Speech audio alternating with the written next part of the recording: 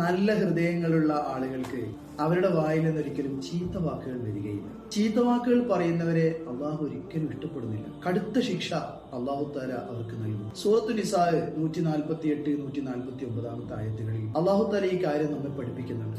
ലാ യുഹിബ്ബുല്ലാഹുൽ ജഹ്റ ബിസ്സൂഇ മിനൽ ഖൗൽ. വാക്കുകളിൽ നിന്ന് മോശമായത് അള്ളാഹു തആല ഇഷ്ടപ്പെടുന്നില്ല. ഇല്ലാമൻ ദുലിമ, എന്നാൽ ആക്രമിക്കപ്പെട്ടവന് അത് അത്ര അളവിൽ ആവാം. വകാനല്ലാഹു സമീഅൻ അലീമൻ.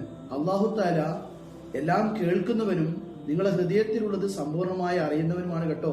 എന്തുദ്ദേശത്തിലാ നിങ്ങൾ പറയുന്നതെന്ന് അള്ളാഹ്ക്ക് അറിയാൻ പറ്റും. ഇൻ തുബ്ദു ഖൈറൻ ഔ തുഖ്ഫൂഹു. നിങ്ങളൊരു നല്ല കാര്യം ചെയ്യുകയാണെങ്കിൽ പരസ്യമായോ രഹസ്യമായോ, അല്ലെങ്കിൽ ഔ തഅഫു അൻ സൂഇൻ, ഒരു തെറ്റായ കാര്യം ഒരാൾ ചെയ്താൽ മാപ്പ് ചെയ്തു കൊടുക്കുകയും ചെയ്യണം. ഫഇന്നല്ലാഹ കാന അഫുവൻ ഖദീറ. അള്ളാഹു തആല ഏറെ മാപ്പ് ചെയ്യുന്നവനും എന്നാൽ ശിക്ഷിക്കാൻ നന്നായി കഴിഞ്ഞിട്ടും അള്ളാഹു തആല നമുക്ക് തെറ്റുകൾ പുറത്തു തരുന്നവനുമാണ് എന്ന കാര്യം നിങ്ങൾക്ക് ഓർമ്മ വേണം. ലാ സാദല്ലാഹു അബ്ദൻ ബിഅഫ്വിൻ ഇല്ലാ ഇസ്സ.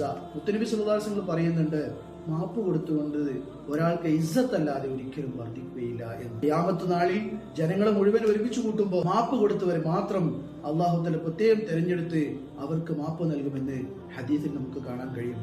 ഫമൻ അഫാ ഫാസ്ലഹ ഫഅജ്റുഹു അലല്ലാഹ്. സൂറത്തു ശൂറയിൽ അള്ളാഹു തആല പഠിപ്പിച്ചിട്ടുണ്ട്. ആ വിഭാഗത്തിൽ അള്ളാഹു നമ്മെ ഉൾപ്പെടുത്തി അനുഗ്രഹിക്കട്ടെ.